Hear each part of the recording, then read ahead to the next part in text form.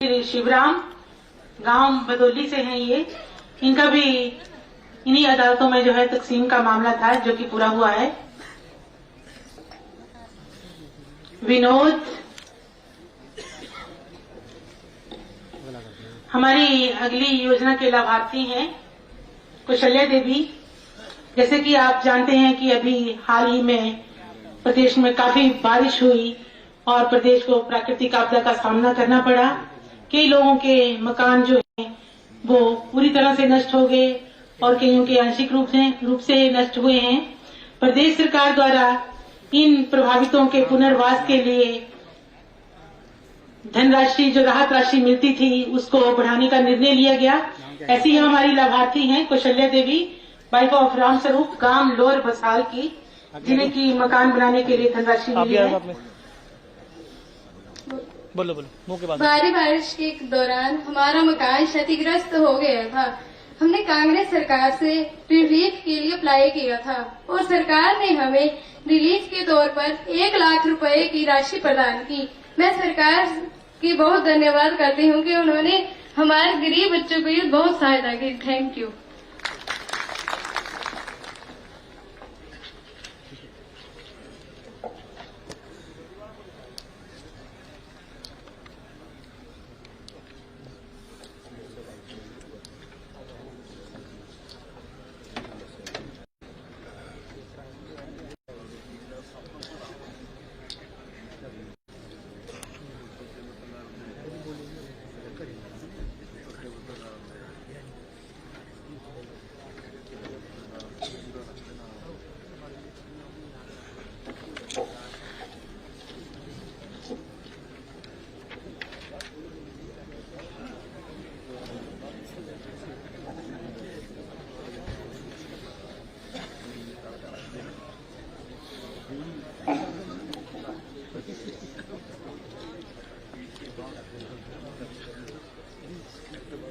माननीय महोदय, हमारे मध्य मुख्यमंत्री सुखाश्रय योजना ऊना ब्लॉक के चयनित बच्चे हैं जिन्हें की आज पात्रता प्रमाण पत्र दिए जाने हैं।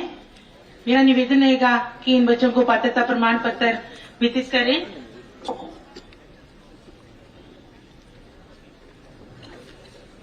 पिंकी देवी, बीपीओ बडैहर, ये हमारे सुखाश्रय योजना के पात्र हैं बच्चे। पिंकी देवी बडैहर से हैं ये।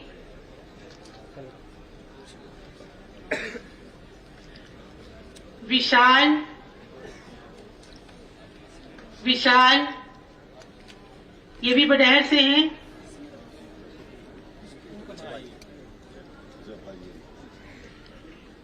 इसके उपरांत सतीश कुमार, अपर अरन्याला, प्रदीप सिंह, बीपीओ सनौली,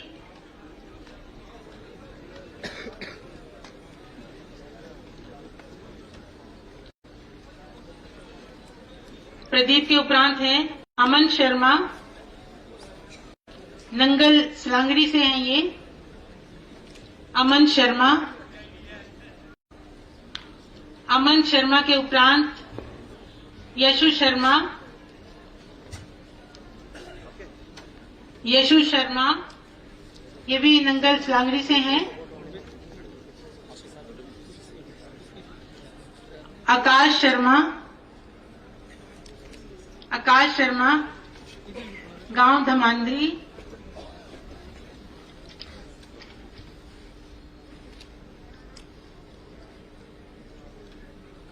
कविता, गांव जलग्रा।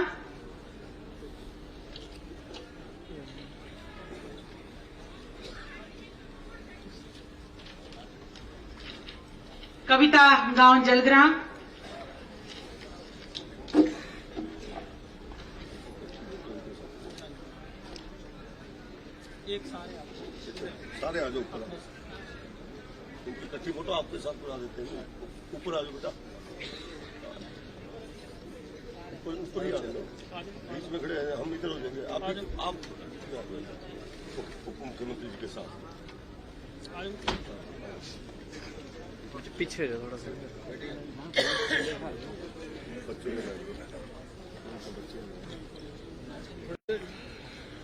करके देखण दे यार।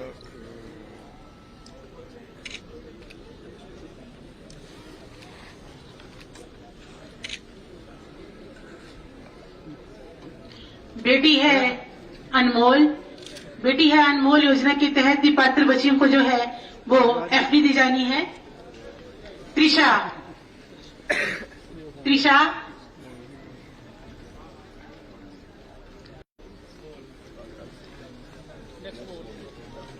सैजल दीमान, सैजल दीमान, इन्हें 21,000 रुपए की जो है एफडी दी जा रही है। सैजल दीमान, सैजल दीमान के उपरांत सहज कौर,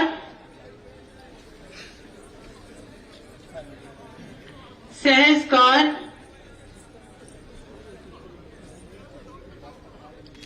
बानी धीमान,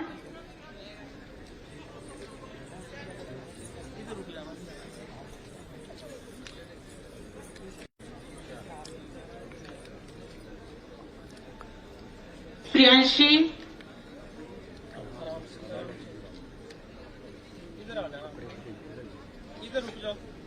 प्रियांशी के उपरांत विदुषी, विदुषी, इन सभी बच्चियों को जो है 21,000 रुपए की जो है वो एफडी प्रदान की गई है। बेटी है अनमोल योजना के तहत।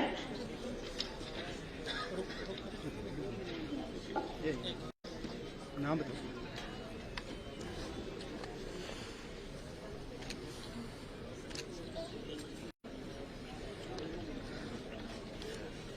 इधर आ रहा है, इधर इकट्ठी स्नैप लोगे।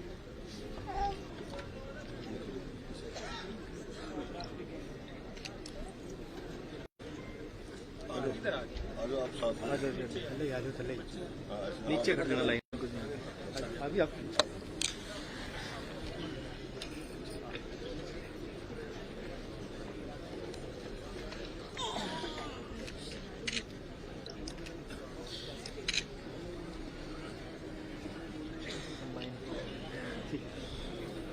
ग्रीन इंडिया मिशन के तहत वन विभाग द्वारा आजीविका के अवसर बढ़ाने के लिए जिला की 10 पंचायतों में स्वयं सहायता समूह गठित किए गए हैं। कुटलैहड़ विधानसभा क्षेत्र की 6 पंचायतों में स्वयं सहायता ग्रुप जो है वो गठित किए गए हैं। आज 12 स्वयं सहायता समूह को जो है वो सिलाई machine, flour mill, spray pump, तरपाल और एग्रीकल्चर टूल जो है वो वितरित किए जा रहे हैं। सबसे पहले पायल ग्रुप, पायल ग्रुप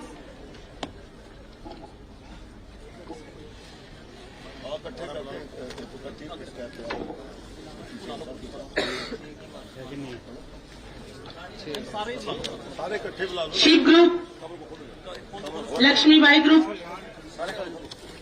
पीछे बाबर ग्रास ग्रुप, जय शिव शंकर ग्रुप, जय मां लक्ष्मी ग्रुप,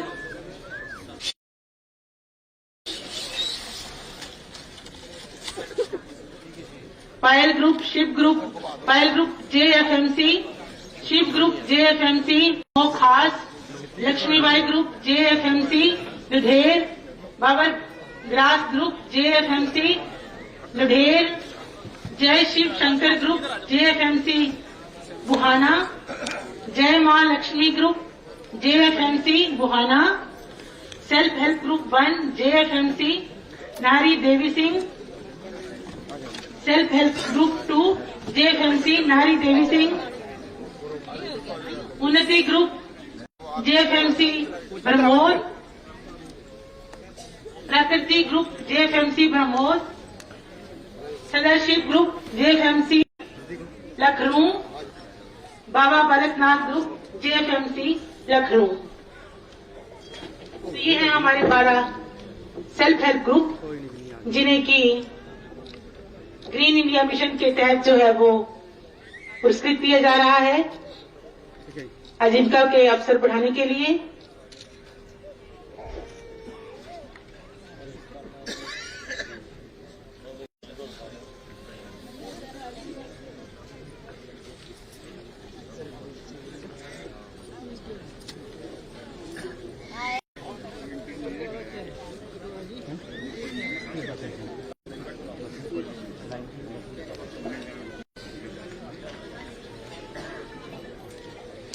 अब मेरा विनम्र आग्रह रहेगा हमारे लोकप्रिय उप मुख्यमंत्री माननीय श्री मुकेश अग्निहोत्री जी से कि वो हमारा मार्गदर्शन करें।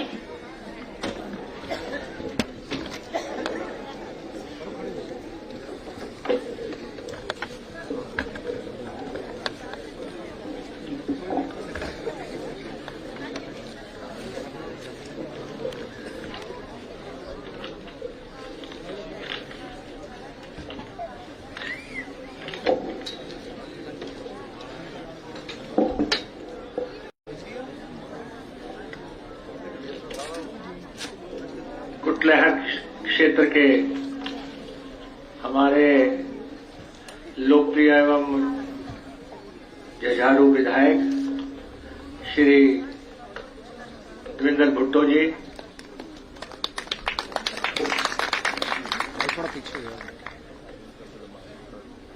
एक लंबे अरसे के बाद, जैसे इन्होंने कहा कि 32 साल के बाद भी यहां पे परिवर्तन हुआ है और एक नई ऊर्जा का संचार इस क्षेत्र में हुआ है।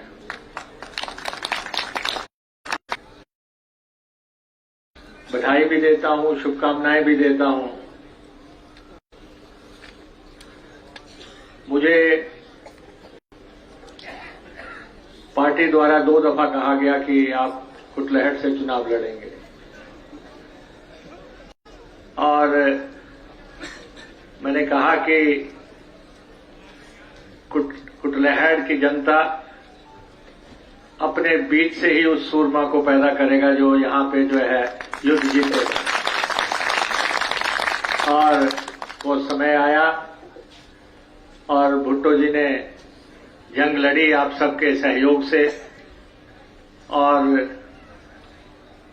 कुटलैहड़ का किला जो है ध्वस्त हुआ और आज वैसे भी इन्होंने सफेद कोट पहना है, इसको भी नजर लग रही है। और हमारे साथी एवं सहयोगी पूर्व में विधायक रहे, कांग्रेस पार्टी की एक बुलंद आवाज है, पार्टी के उपाध्यक्ष श्री सतपाल रहेजादा जी और थोड़े से अंतर से इनकी सीट रह गई। अन्यथा हमने इस दफा फैसला किया था कि 5 की 5 हम जो है यहां पे सीटें जीतेंगे और ऊना को विकास के एक नई मंजिलें जो है वो हम तय करेंगे। और अब भी ये लोगों की सेवा में लगे हैं, आप सबके बीच में हैं। और हमारे जिला के अध्यक्ष राणा रणजीत सिंह जी और पार्टी के कर्मठ कार्यकर्ता रहे हैं लंबे अरसा से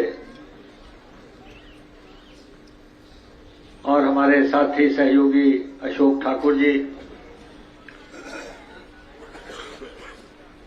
जो कि पार्टी के सचिव हैं। ये तो बीच में मैं आ गया, नहीं तो इनमें से शायद कोई एमएलए बन जाता। ये तो भाग्य की बातें हैं। और हमारे जिला के डीसी साहिब राघव जी, एक बड़ी शानदार इनिंग यहां पे इन्होंने खेली है और मैं इनको बधाई भी देता हूं। इनके भावी जीवन के लिए शुभकामनाएं भी देता हूं कि ये जिस ढंग से जनता से जुड़े हुए कार्यों को बड़ी शांत स्वभाव से हल करते हैं। बहुत बड़ी भूमिका इनकी रही यहां पे और खास तौर पे अगर माता चिंतपूर्णी जी का दरबार अगर सज रहा है और वहां पे एक बहुत वैभवशाली और सुंदर मंदिर सामने आने वाला है, तो उसके काफी हद तक आर्किटेक्ट डिजाइनर हमारे राघव जी हैं, जिन्होंने दिलचस्पी ली और हमारे जिला का सबसे महत्वपूर्ण आराध्य स्थल माता चिंतपूर्णी जी का द्वार है। बहुत बड़े बड़े काम वहां पे होने लगे हैं। आपने देखा कि अभी राम मंदिर की बात हो रही थी, अयोध्या जी की बात हो रही थी, और हमारी अयोध्या तो चिंतपूर्णी जी हैं। जब तक हम उसमें पूरी तरह उसका वैभव नहीं निखार देते, तब तक हम कहेंगे कि हमारे कार्य अधूरे हैं। तो उसमें हम लगे हैं। हमारे जिला के एसपी साहब भी आपके बीच में हैं। ये भी बड़ी शानदार पारी यहां पे इन्होंने अजित जी ने खेली है और विवादों से दूर रह के इन्होंने पुलिस प्रशासन का अपना जिम्मा निभाया है। मैं दोनों अधिकारियों को विशेष तौर पे जो हम सब के जिला की तरफ से अप्रिसिएशन है वो मैं कन्वे करना चाहता हूं, अपनी पब्लिक की तरफ से भी, हमारे नेताओं की तरफ से भी, और हमारे कुटलैंड कॉन्स्टिट्यूंसी के ब्लॉक के अध्यक्ष यहां पे होंगे, डॉक्टर साहब, डॉक्टर रामास्वा जी बहुत पुराना जाना पहचाना कांग्रेसी चेहरा है, और हमारे बाकी ब्लॉक कांग्रेस हरोली के अध्यक्ष बैठे हैं, विनोद बिट्टू जी, और देशराज गौतम जी भी हैं। और एक बात मैं कहना चाहूंगा कि मैंने भी चुनाव लड़ा। पहले मैंने एक चुनाव लड़ा, 2 लड़े, 3 लड़े, 4 लड़े, 5 लड़े, सारे चुनाव जीते। पहले इलेक्शन में मुझे 16,000 वोट पड़ा, दूसरे में 22,000 पड़ा, तीसरे में 27,000 पड़ा, चौथे में 35,000 पड़ा, 5वें में 40,000 पड़ा। और मैं भुट्टो जी को ये कहना चाहता हूं, हमारे साथी हैं, सहयोगी हैं, आपने पहला चुनाव लड़ा। मुनासिब है कुछ लोग आपसे दूर रहे हों, लेकिन दूसरे चुनाव की तैयारी में इन सबको हमने अपने साथ जोड़ना है। हमने सब इकट्ठे होकर चलना है। हम सब एक टीम वर्क करके चलेंगे। हमने कहा था, जब मैं पहला इलेक्शन लड़ा था तो मैंने कहा जिसने पहली दफा नहीं वोट डाला वो दूसरी दफा डालेगा। लोगों ने देखा, मैंने कहा दूसरी दफा नहीं डाला वो तीसरी दफा डालेगा, और जिसने तीसरी बार नहीं डाला वो चौथी बार डालेगा, और चौथी बार नहीं तो 5वीं बार डालेगा। तो इसलिए मैं अपने साथी से भी यही कहना चाहता हूं कि मंजिल जब शुरू हो गई है, रास्ता पे जब निकल चले हो, तो जितने भी हमारे साथी सहयोगी जिन्होंने कांग्रेस को ब्लड दिया, जो बिखरे बिखरे रहे, जिनको इकट्ठा करना मुश्किल था, अब हम सब ने एक ही सफर पे निकलना है, सबको इकट्ठा निकलना है।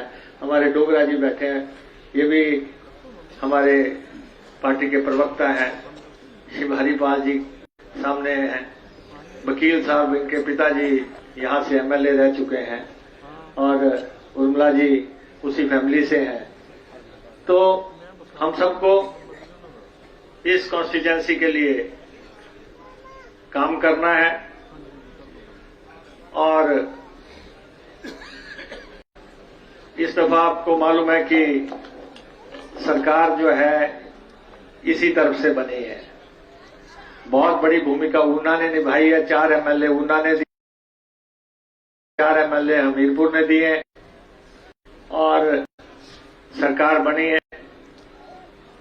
और हम सबको मिलके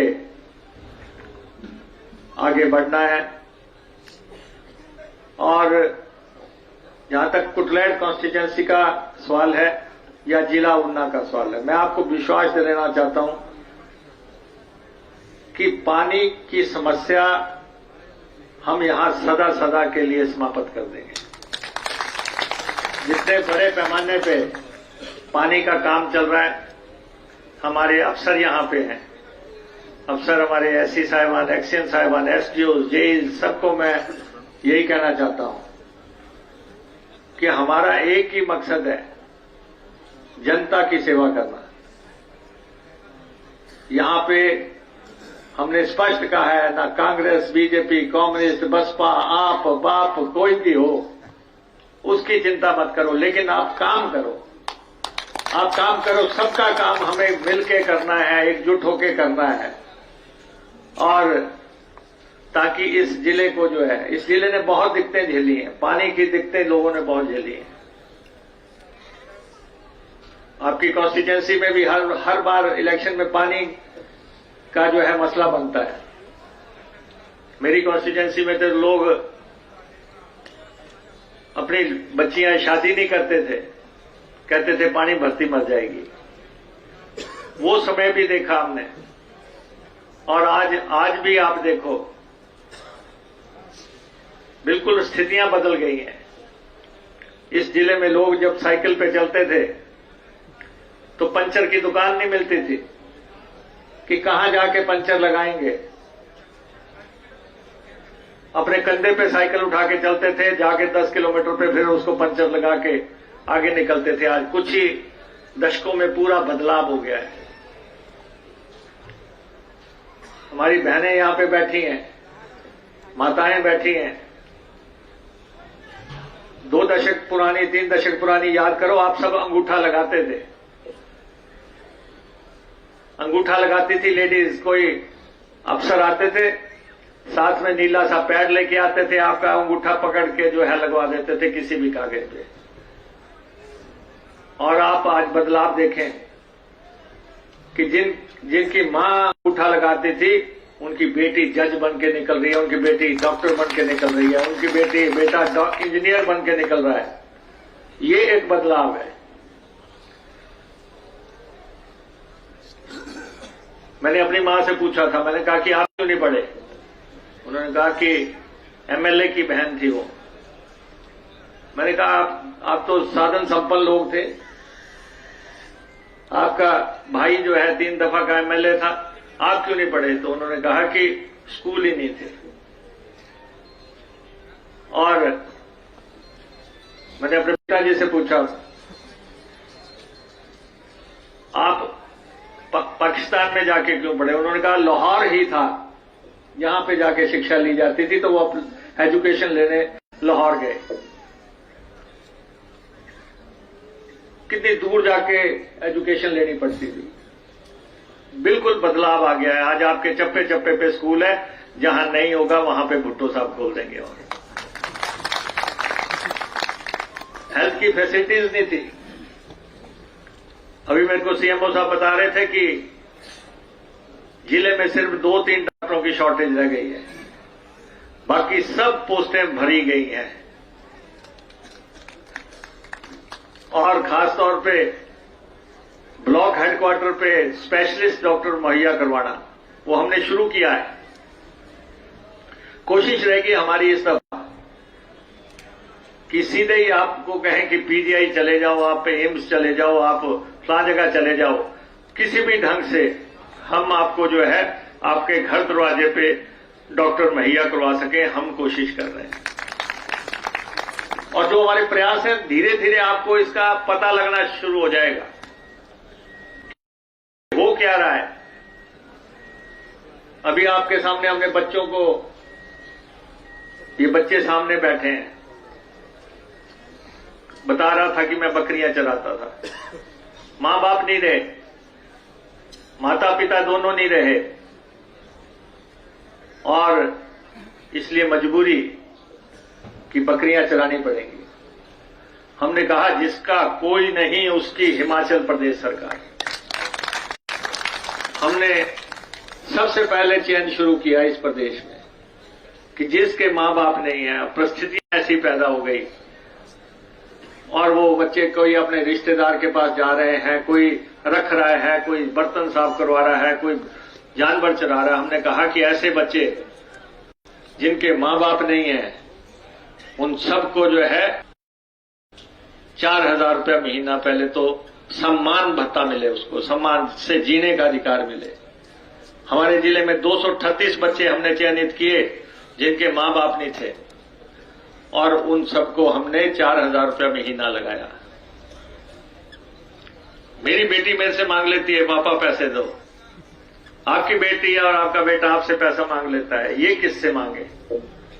तो इसलिए हमने कंसेप्ट बनाया कि ये बच्चे सरकार के बच्चे हैं और सरकार उनको उसी ढंग से रखेगी जैसे मैं अपनी बेटी को पालता हूं, जैसे आप अपने बच्चे को पालते हैं। अगर आपका बच्चा जो है अच्छे कपड़े पहन के जाता है, अच्छे बूट डाल के जाता है, तो हमने कहा इनको भी नए कपड़े खरीदने के लिए 12,000 रुपया दिया जाए। अगर आपका बच्चा कहता है कि मैं घूमने जा रहा हूं और आप मुझे पैसे दें, तो हमने कहा इनको भी हवाई जहाज में सैर कराई जाएगी, ये भी किसी के बच्चे हैं, परिस्थितियां चाहे कैसी भी पैदा हो गई हो। हमने कहा कि आप अपना मकान बनाते हैं क्योंकि आप समर्थ हैं, लेकिन ये अपना मकान नहीं बना सकते, इसलिए इनको मकान बनाने के लिए जो है पैसा मुहैया करवाया जाए।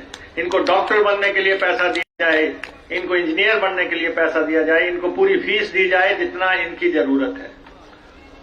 तो ऐसा पुण्य का काम किसी सरकार ने आज दिन तक नहीं किया। कुछ लोग कहते हैं जी देखो, बीजेपी के लोग भी हैं, वो कहते देखो जी ये सरकार की मति मारी गई है, जिनका कोई नहीं है उनके पीछे दौड़े हुए हैं।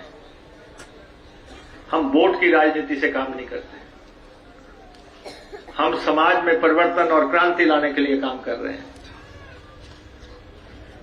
आज ये जितने भी बच्चे हैं पूरे प्रदेश में, आज ये प्रदेश पहला प्रदेश होगा जिसमें कि ये हमने योजना चलाई है। हमारे सरकारी कर्मचारी अफसर यहां पे बैठे हैं, दूसरे लोग यहां पे बैठे हैं। हमारी सरकार है जिसने फैसला किया कि आपको हम ओल्ड पेंशन स्कीम देंगे। ओल्ड पेंशन स्कीम देना कोई आसान काम नहीं है, जिस काम के लिए प्रधानमंत्री मोदी इनकार कर रहे हैं कि नई कर्मचारियों को ओल्ड पेंशन स्कीम नहीं दी जाएगी और जहां दी भी है वहां पे वापस ली जाएगी। अगर उच्चतम स्तर पे ये कहा जा रहा नहीं दी जाएगी। यहां पे जयराम जी की सरकार थी, उन्होंने साफ इनकार किया कि हम कर्मचारियों को पेंशन नहीं देंगे। जो कर्मचारी शिमला आंदोलन करने गए थे उनके ऊपर डंडे बरसाए गए, उनके ऊपर केस बनाए गए, उनके तबादले किए गए। लेकिन हमने वायदा किया था कि कर्मचारियों को हम बुढ़ापे का सहारा देंगे। आपने 58 साल तक प्रदेश की सेवा की और जब आप घर जा रहे हैं आप खाली हाथ नहीं जाएंगे। जब बुजुर्ग घर में होगा, बुजुर्ग घर में जाएगा 58 साल के बाद और अगर उसकी जेब में पैसा होगा तो दोते पोते भी जो बच्चे भी हैं वो भी कहेंगे दादाजी के जेब में पैसे हैं, इनकी सेवा की जाए। अगर पता लग जाएगा कि बुजुर्ग की जेब में, बूढ़े की जेब में कुछ भी नहीं है तो वो बेड पे पड़ा रहेगा। हमने कहा ऐसा नहीं होने देंगे। जिन्होंने इस प्रदेश को बनाने में अपना सब कुछ न्यौछावर किया है, हम उनको पेंशन देंगे, हम उनको बुढ़ापे का सहारा देंगे। और हमने पेंशन लगाई। अभी यहीं पे एक आंगनवाड़ी सुपरवाइजर ये खड़ी है, इनको पेंशन लगी थी 6,000 7,000 बीजेपी राज में, अब इनको पेंशन लग गई 50,000 रुपये। सम्मान से जीने का हम अधिकार देना चाहते हैं कर्मचारी को। उस कर्मचारी को 1,36,000 कर्मचारियों को हमने पेंशन का अधिकार दिया। फिर कुछ लोग बोलते हैं अभी आपके पास भी आएंगे कि आपने महिलाओं को तो 1500 रुपए दिया नहीं। अरे महिलाओं को 1500 भी देंगे, वो भी हम ही देंगे, वो आप नहीं देने वाले, आप में वो मादा ही नहीं है। अगर हम कर्मचारियों को दे सकते हैं, सिर्फ ये है कि प्रदेश में त्रासदी आ गई, 16,000 घर टूट गए, 4,000 लोग बेघर हो गए। उन 4,000 लोगों को हमने हर घर को 7-7 लाख रुपया दिया है। हर घर को जिसका घर टूटा है उसको हमने 7-7 लाख रुपया दिया, और जिसका आंशिक तौर पे ध्वस्त हुआ है उसको हमने 1-1 लाख रुपया की राशि जारी की। 4500 करोड़ रुपया जो है हमें इस पे लगाना पड़ा। जो लोगों के सारे घर टूट गए, आशियाना टूट गए, पूरे प्रदेश में सड़कें टूट गई, पानी की स्कीमें टूट गई, और अकेले प्रदेश में, छोटे से प्रदेश में 12,000 करोड़ रुपए का नुकसान हुआ। फिर भी हमने 4500 करोड़ रुपया लोगों की सेवा के लिए निकाला। अगर हमें वो 4500 करोड़ रुपया ना लगाना पड़ता तो अब तक हम अपनी बहनों को जो है 1500 रुपया जारी कर सकते हो। लेकिन हम वादा खिलाफी करने वाले लोग नहीं हैं। देर हो सकती है, लेकिन जो बोल दिया है, हम जवान के पक्के लोग हैं। अगर मैं लगातार 5 दफा MLA बनाऊं तो हमारी सिर्फ एक ही पहचान है कि जो जवान से बोल दिया है उससे फिरने वाला व्यक्ति नहीं है।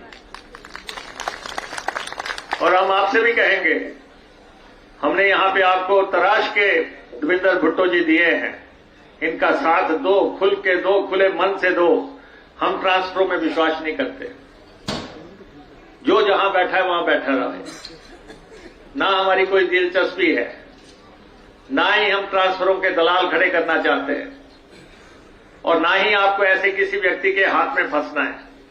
कर्मचारियों को और अफसरों को मैं ये कहना चाहता हूं, स्कूलों में टीचर्स हैं, आप अपनी अपनी जगह सेवा दो, लेकिन क्वालिटी एजुकेशन दो। अस्पतालों में सेवा दो, समय पे आओ, समय पे जाओ। जनता को भगवान समझो, जिनके लिए हमें भेजा गया है चुन के। तो इसलिए ना हमारा तबादलों में विश्वास है, और हम खासतौर पे ऊना की जनता के लिए हम संतुलित विकास करेंगे, आपकी सेवा करेंगे। और खासतौर पे ये जो हमारे बेसहारा बच्चे हैं, जो हमारी बेटियां हैं, बेटियों के लिए हम एक से एक कार्यक्रम चला रहे हैं। और हम सरकार में इसमें सब बेटियों वाले ही हैं। मेरी एक बेटी है, हमें तो कभी महसूस नहीं हुआ।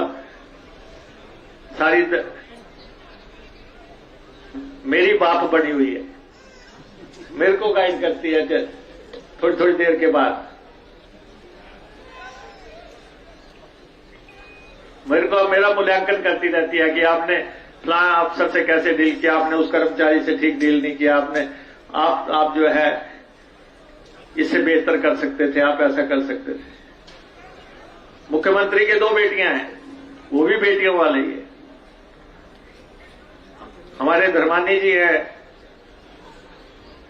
मंत्री बने हैं, उनकी भी एक बेटी है।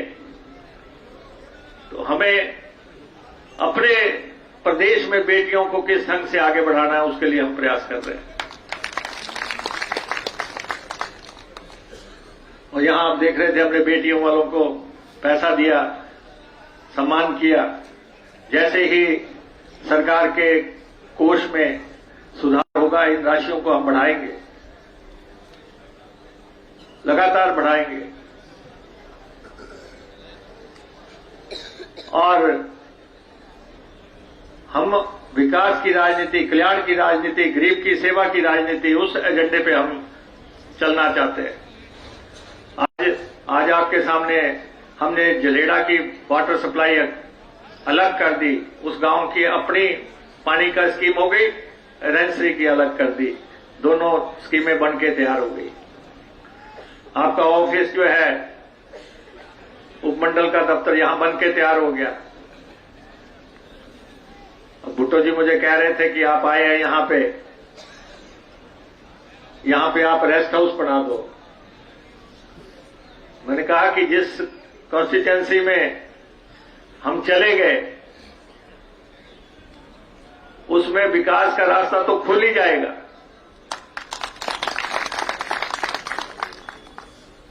इन्होंने बुलाया तो हम आए, डिपेंड इनके पर वो करता है, ये मैं बड़ा स्पष्ट तौर पे कहना चाहता हूं। डिपेंड इन पे करता है, राजादा जी भी बैठे हैं, ये भी बैठे हैं,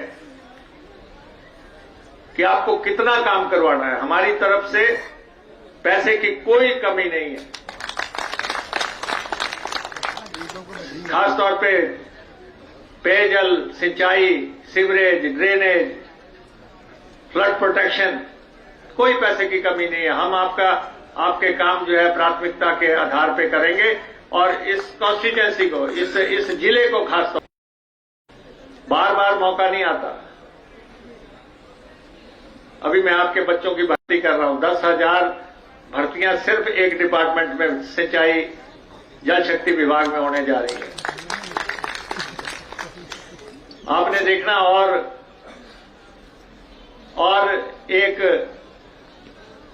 एक साल के अंदर हर कॉन्स्टिट्यूएंसी से लगभग 150, 200 बच्चा जो है भर्ती हो जाएगा। पानी की कोई स्कीम खाली नहीं होगी, कोई स्कीम खाली नहीं होगी। कोई प्लम्बर लगेगा और कोई जो है उन स्कीमों पे कुछ लोगों को 8वीं की क्वालिफिकेशन के हिसाब से नौकरी दी जा रही है, कुछ को 10वीं के आधार पे दी जा रही है और कुछ को उनके डिप्लोमों के आधार पे दी जा रही है। लेकिन कोई भी स्कीम खाली नहीं बचेगी। ये जो आपने लगा रखा मेरा बच्चा, सब 10,000 लोग भर्ती करेंगे, तेरा मेरा कोई नहीं, ये सब अपने बच्चे हैं। ये बच्चे नौकरियां लगेंगे आपके सामने। विभाग में भी हर जगह जो है व्यक्ति होगा और कोशिश है हमारी कि इस जिले में आपकी कॉन्स्टिट्यूएंसी का, भुट्टो साहब ने मुझे कहा के लिए लोअर बंगाणा से नीचे ब्रह्मोत्ती वाली जो स्कीम के लिए डे 1 से जैसे ही ये बने थे उस वक्त से इन्होंने मुझे कहना शुरू कर दिया था और हमने लगभग 43-44 करोड़ रुपए की स्कीम बना के तैयार कर दी। अब हम बहुत जल्दी उसकी फंडिंग करेंगे, फाउंडेशन स्टोन करेंगे और ताकि इस इलाके के लोगों को से हम न्याय कर सके, पानी आपको उपलब्ध करवा सके। इतना बड़े गोविंद सागर आपके पास है लेकिन लोग कहें पानी नहीं मिल रहा है और इसलिए ये हम प्रयास कर रहे हैं। कुछ लोगों के लिए राम भगवान जो है राजनीति का विषय हो सकते हैं, लेकिन हमारे लिए राम भगवान जो है आराधना का विषय है। हम तो उस जिले में रहते हैं और आपसे भाग्यशाली लोग कौन हो सकते हैं जो तपोस्थली आपके पास है, बाबा रुद्रानंद जी का स्थान जो आपके पास है वो किसी के पास नहीं है।